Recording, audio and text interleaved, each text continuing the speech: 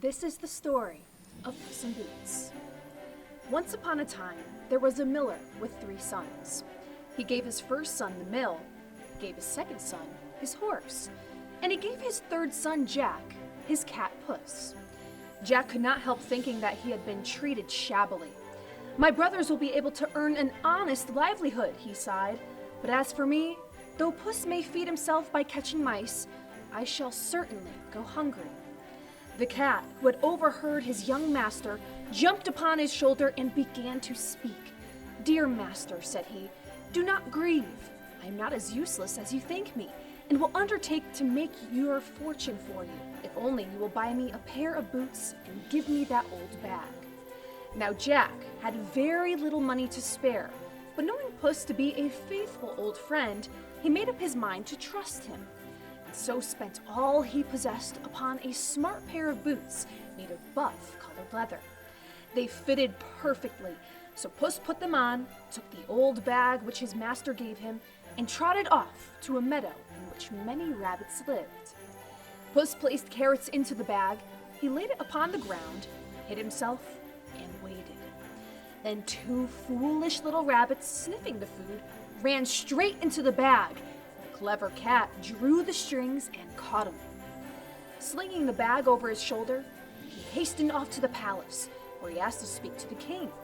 Puss bowed and said, "Sire, my lord the Marquis of Carrabba has commanded me to present these rabbits to your majesty with his respects." The king was impressed by the Marquis of Carrabba, who we all know as Jack, and thanked Puss for the gift. Now, day by day, Puss brought home stores of good food, so that he and his master lived in plenty. Besides that, he did not fail to keep the king and his courtiers well supplied with game. Sometimes he would lay a brace of partridges at the royal feet, sometimes a fine large hare. Whatever it was, it always came with the same message: from my lord, the Marquis of Carrabba, so that everyone at court was talking of this strange nobleman, whom no one had ever seen, who sent such generous presents to his majesty. One day, Puss decided that it was time for his master to be introduced at court, so he persuaded Jack to go and bathe in the river, having heard that the king would soon pass that way. Jack stood shivering up to his neck in water, wondering what was to happen next, when suddenly, the king's carriage appeared in sight. At once, Puss began to call out as loudly as he could, "Help! Help! My lord the Marquis of Carrabba has fallen in the river!" The king put his head out of the carriage window, and recognizing the cat, ordered his attendants to go to the assistance of the Marquis. While Jack was being taken out of the water, Puss ran to the king and told him that some robbers had run off with his master's clothes whilst he was bathing. The truth of the matter being that the cunning cat had hidden them under the stone. On hearing the story, the king instantly sent one of his grooms to fetch a handsome suit of purple and gold from the royal wardrobe. Jack, who was a fine, handsome fellow, looked so well, everyone supposed he was a noble foreign lord. The king and his daughter were so pleased with his appearance that they invited him into their carriage. Now, at first Jack hesitated, for he felt a little shy about sitting next to a princess, but she smiled at him so sweetly and was so kind and gentle that he soon forgot his fears and fell in love with her right there and then. As soon as Puss had seen his master seated in the royal carriage, he whispered directions to the coachman and then ran on ahead as fast as he could trot until he came to a field of corn where farmers were working. "Farmers," said he fiercely, "the king will shortly pass this way. If he should ask you to whom this field belongs, remember that you say, 'To the Marquis of Carrabba.'" Puss then ran on and told all the other laborers whom he met to give the same answer. Now the king was in a very good humor, for the day was fine and he found the Marquis a very pleasant companion. So he told the coachman to drive slowly in order for him to admire the beautiful country. "What a fine field of corn," he said presently. "To whom does it belong?" Then the man answered as they had been told, "To our lord the Marquis of Carrabba." Next they met a herd of cattle, and again to the king's question, "To whom do they belong?" and were told, "To the Marquis of Carrabba," and it was the same with everything they passed.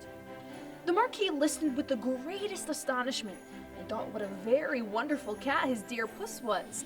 And the king was delighted to find that his new friend was as wealthy as he was charming. Meanwhile, Puss, who was well in advance of the royal party, had arrived at a stately castle which belonged to a cruel ogre, the richest ever known, for all the lands the king had admired so much belonged to him. Puss knocked at the door and asked to see the ogre, who received him quite civilly, for he had never seen a cat in boots before, and the sight amused him. So he and Puss were soon chatting away together. The ogre, who was very conceited, began to boast of what clever tricks he could play, and Puss sat and listened with a smile on his face. "I once heard, great ogre," he said at last, "that you possess the power of changing yourself into any kind of animal you chose, a lion or an elephant, for instance." "Well, so I can," replied the ogre. "Dear me, how much I should like to see you do it now," said Puss sweetly.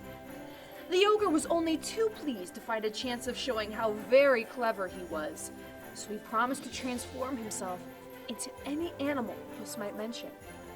"Oh, I will leave the choice to you," said the cat politely. Immediately, there appeared where the ogre had been seated an enormous lion, roaring and lashing with its tail and looking as though it meant to gobble the cat up.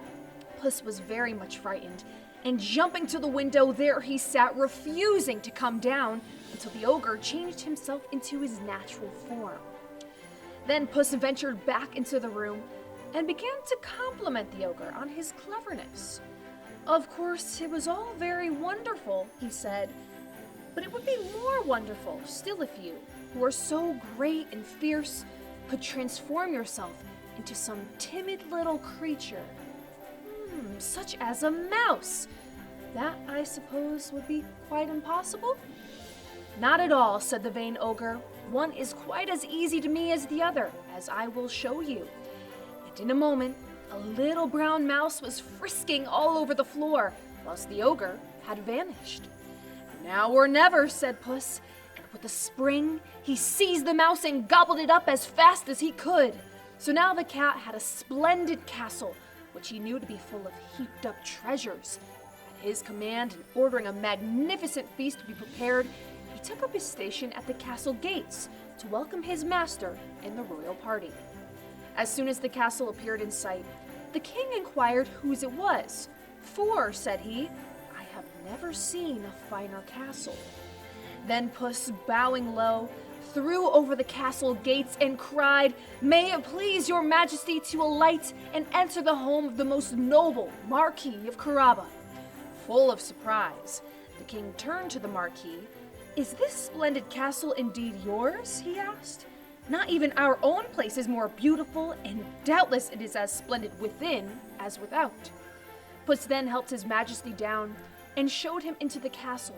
The king embraced the Marquis and called him his dear son, and the princess blushed so charmingly and looked so intelligent and sweet that Jack ventured to lay his heart and fortune at her feet.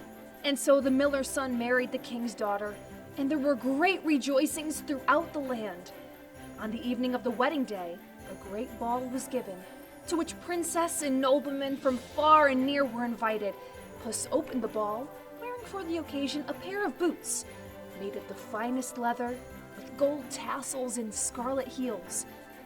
I only wish you could have seen it. That is the story of Puss in Boots.